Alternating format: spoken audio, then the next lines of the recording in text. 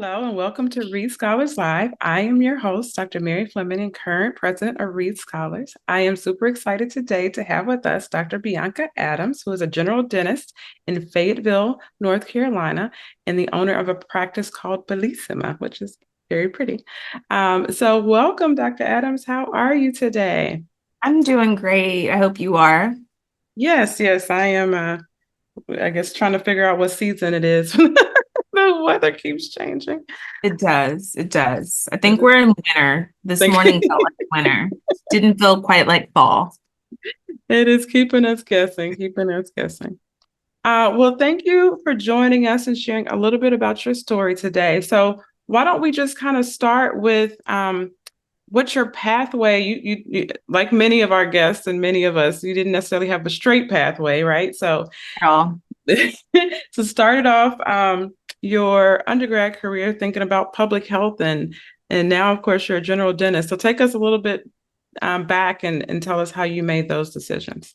Yeah, so growing up, I'm actually very blessed. My dad is an oral surgeon and my mom is a nurse anesthetist. So like healthcare early on for me was I really felt like that was something that I was gonna like that route that the road that I was gonna travel on. And it changed a little bit. It was like, ooh, maybe I'll be a neurosurgeon or maybe I'll be a plastic surgeon. And then as I got older and I met more and more medical doctors, I'm like, I do not like this way of life. But these dentists over here and their 4 days a week and their work-life balance, that sounds more like me. So I was probably in about middle school when I decided, you know what, I'm going to be a dentist when I grow up. And of course, nothing is smooth in life. There's always hills and valleys. So, I was like, I'm going to do what everybody else does. I'm going to go to college. I'm going to major in biology. Immediate struggle bus. Immediate struggle bus. And I pivoted towards something I was passionate about, which is helping people. And that's when I landed in public health. I am a graduate from East Carolina University, which is in Greenville, North Carolina. It is Eastern North Carolina, so it's rural. And North Carolina as a whole is still pretty rural and pretty underserved.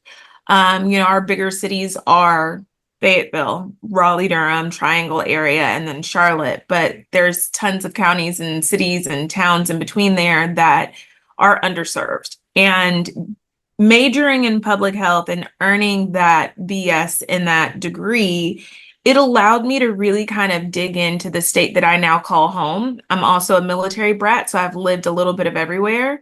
Um, and it allowed me to study the population of people in North Carolina. And, it kind of blew my mind. I've always had access to healthcare. I've always had access to a dentist. You take those things for granted. When you realize like your state is ranked 46 or 47th out of 50 as far as oral health, and you have counties that have no dentist. Mhm. Like that is unfathomable to me. Or when I would participate in these free Mission of Mercy dental clinics, and we have, people 20 years old and we're taking all their teeth out and they're getting dentures. Like you're setting them up for a life of struggle. Your health doesn't improve because you don't have teeth. Everything is interconnected, which we know. And so it really sparked a curiosity in me. And I was like, okay, so yeah, we got some healthcare disparities that we need to figure out and fix. And there are definitely people that are in need. Then not everybody looks like me, but that's okay. There are definitely people that need help and are definitely underserved. Absolutely. And I think thinking about North Carolina, and that's not necessarily unique, but it has, in addition to being it's a large geographical state, I think people don't think Yes, about that. You have the coast, which is very different from the mountains on the other side. very. And so even thinking about terrain, and I grew up in Kentucky and trained in Tennessee. And so thinking about people who physically have a hard time getting to cities to access, Correct. right? If you live at the top of a Correct. mountain, literally, there's also thinking about transportation challenges. It's a whole new Right. meaning, right? In urban areas, Correct. you think about, oh, you can't, get on a bus or get to Uber, and Correct. you have to drive down a mountain. it just takes on a different meaning when we think about social determinants of health and transportation, right? But any which way, speaking a little bit more about access to care. So we know, to your point, because there's a lot, we have deserts, but even people who live in urban areas often access dental care in the emergency room, right? Which is not the right place. Right. No, please don't. Please don't. But talk to us a little bit more about prevention, where, how, and when to access care, and then we'll go a little bit more and kind of and have a more of a systemic conversation, I think. Right. So it's always it's always important to establish a home, whether it is, a physician, primary care doctor home, a dental home, and it's so that you get your routine care. You're going and you're getting your annual at your primary care doctor, and you're going to your dentist twice a year. And we can catch things before they become a problem. And I have to tell patients all the time, I'm like, I know dentistry is expensive. Trust me, I know I got all the loans to show how expensive dentistry can be.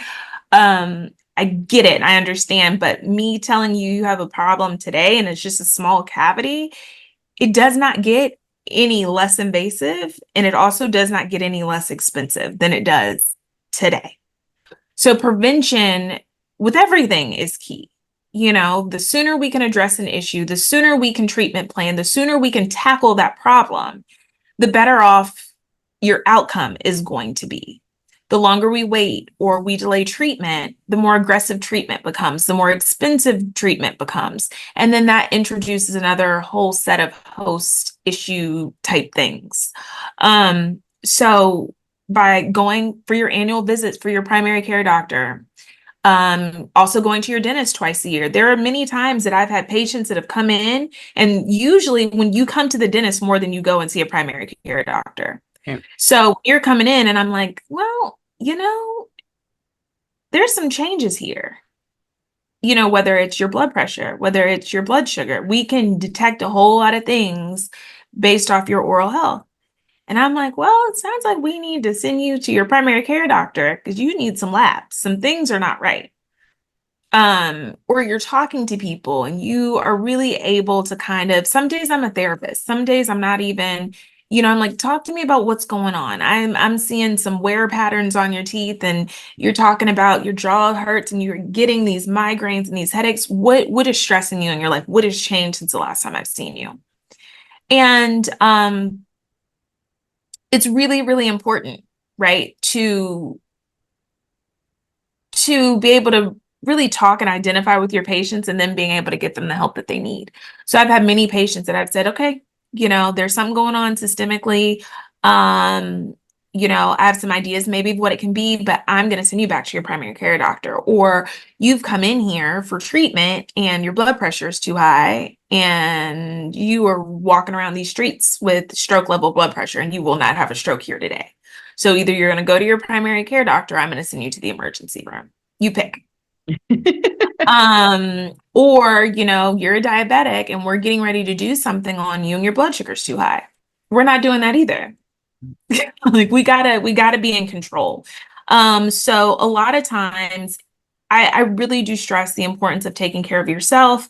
And not only following up with your dentist every, 6 months, for most people, but also making sure you're following up with your primary care doctor. I'm quick to tell somebody like, who's your doctor? I'm going to call them right now and say that you're in the office and that we got an issue and when we can get in, because it's giving excuses and we need to not give excuses. We need to get to the root of the problem.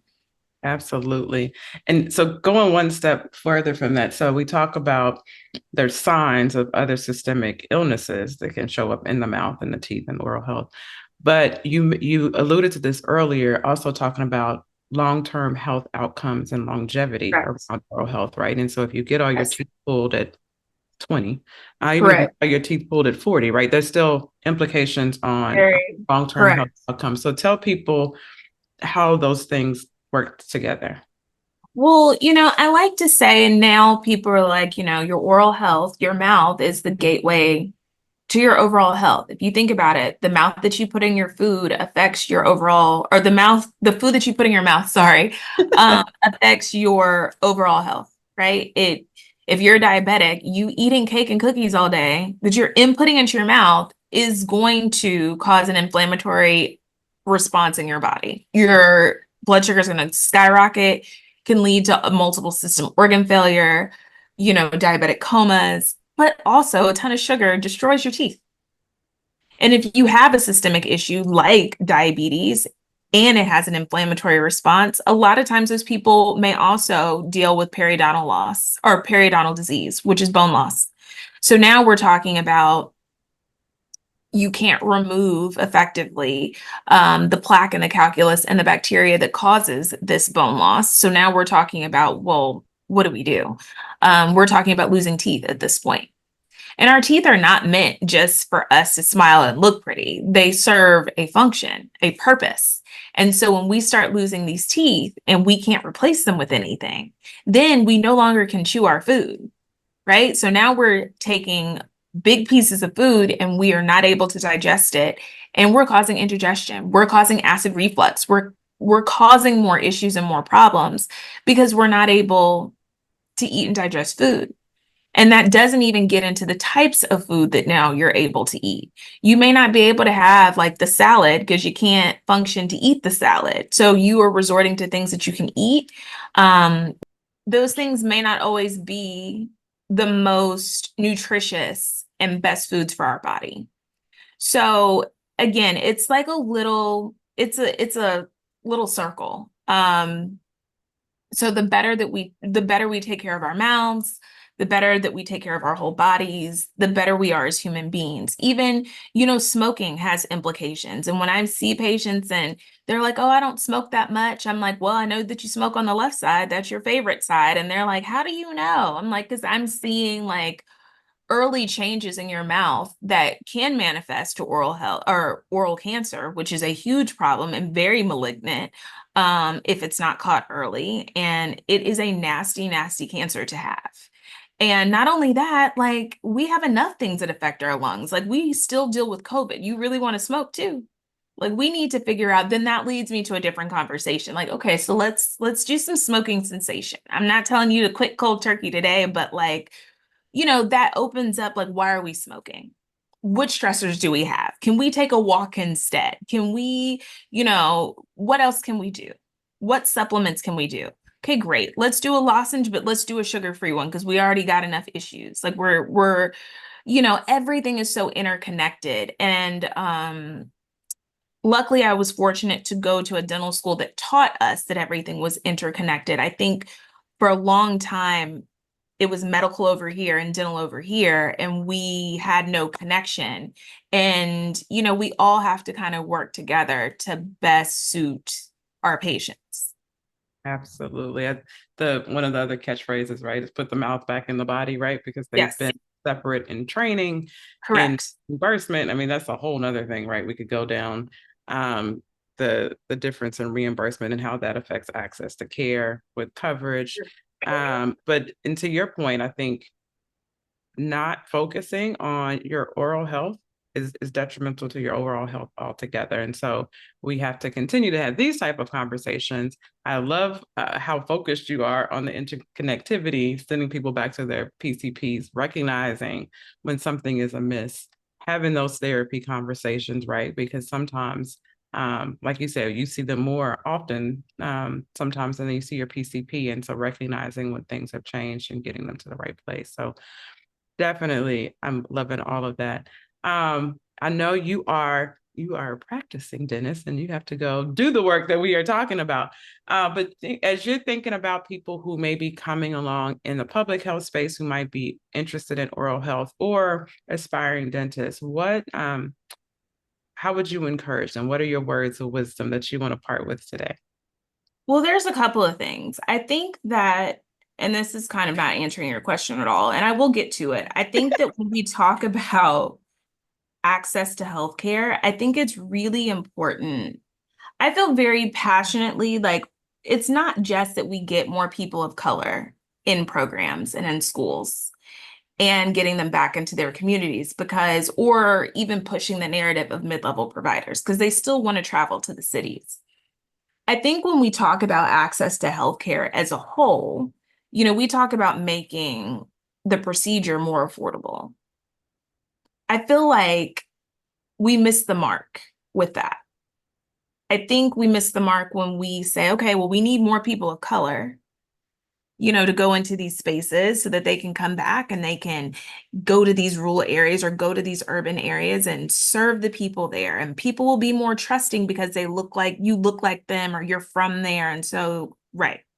But I think that education costs are really expensive. So you're asking somebody, a person of color who may be the first in their family to even go to college or graduate college to not have the support. We will likely struggle and it will take us longer to get there because we don't know the path. We don't have necessarily the mentorship all the time. And then we're asking them dental school is very expensive and and I think it's actually probably one of the most expensive professional programs that you can do. And I was very blessed because I went to state school and I got partial scholarship, but I have friends that have gone to dental school and they owe $600,000 when they come out. Yeah. And then you're asking them to go and serve in an underserved area where reimbursements are going to be low. How do they, as a professional, survive?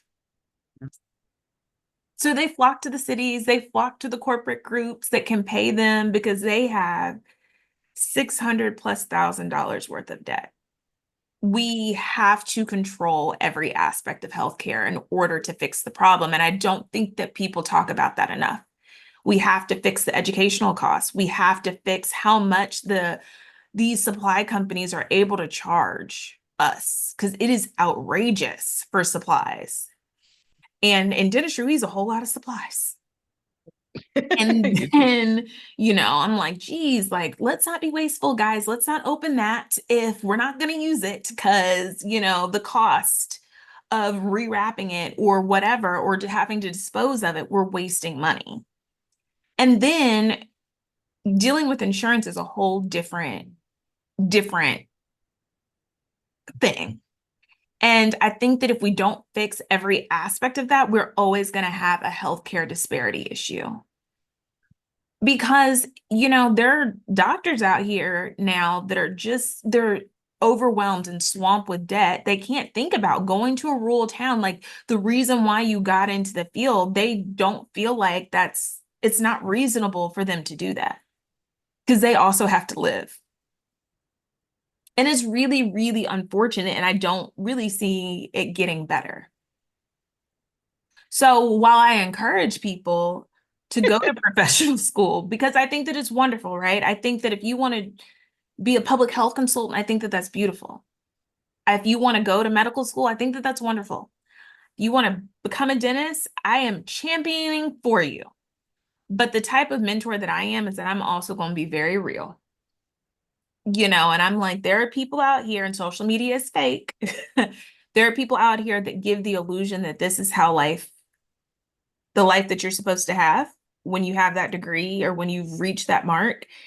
And don't get hard on yourself or be hard on yourself when your life doesn't exactly look like that.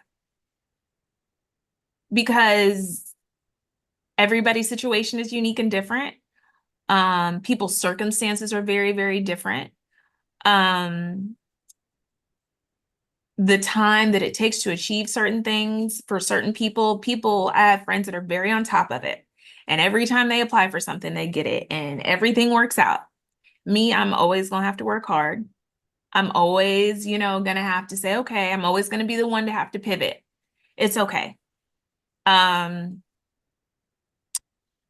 It's just, it's not an easy journey, but I think that,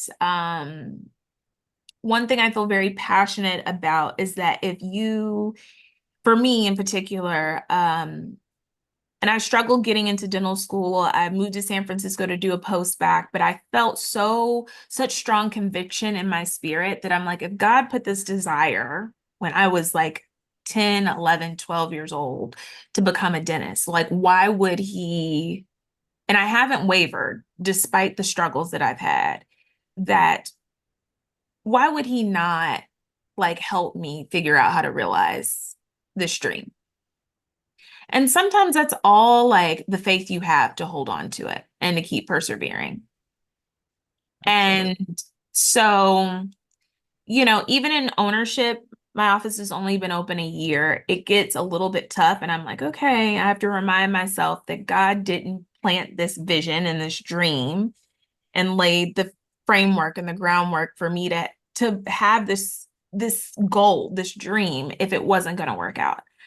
I just have to like trust the process and kind of go through those hills and those valleys. And, you know, I think one thing that keeps me really grounded is mentorship, is, you know, seeing it allows me to look back like, hey, this was me 10 years ago.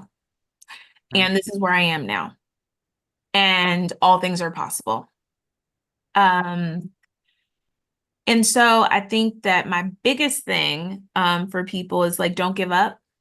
Know Yeah. that it's hard, but know that there are many people, and actually there's people out here that are hoping that you fail. Like, let's be honest, or that they're hoping that you don't get in, or, you know, they may not feel like you deserve the opportunity, but they're, you know, it's tune out those voices, tune out those thoughts. Because there's far more people that want to see you succeed and want to see you win. And there's a population full of people that need you. Absolutely. Absolutely. So you gave us several gems there. But I think the things that I would underscore is lead with faith, right? And trust the Yes. process. Um, Yes. we definitely need more reform as it relates to workforce development, healthcare reimbursement, healthcare spending and costs, medical and dental education costs, all of those things. We could spend several hours right Yeah, on we could talk about that on a different, yeah, I mean, that's a whole separate. the whole thing. I'm like, girl, I worked in the hospital during COVID. Like, why? I don't understand why my loans haven't been forgiven yet. Okay. Yeah, it's intense. And also, you know, the other, like you talked about, some of the other pressures that we have separated aside as human beings, right? So we're still Correct. human, even though we're physicians and dentists. So but you know, I think the crux of the matter is, though, there is a need, there is a way. And I think ending on the point of mentorship is the Yes. best way to end, because for anybody out there doing anything, there's somebody who's done it before, right? Or some part of Correct. it before. So reach out, accept help. That's the other thing we have to do as Yes. people. Reach out, accept help, listen to mentors that are available to you. And you know, we all have to just kind of keep working together, right? The interconnectivity that we talked about Yes. earlier, work together to try to build our communities up, you know, one patient, one tooth at a time. Absolutely. That's what we say. But thank you so much for taking Thank time out of your busy you. clinic day to see us and share your wisdom and your journey. And I appreciate you being so candid and vulnerable. I think those are the things that it just truly helps people see themselves and know what the journey could look like for them. So thank you for that. Yes. Thank you so much for inviting me. Of Definitely course. enjoyed it. Of course. Thank you for listening to Reede Scholars Live. Please follow us on Facebook, Twitter, or Instagram, or subscribe to our YouTube channel.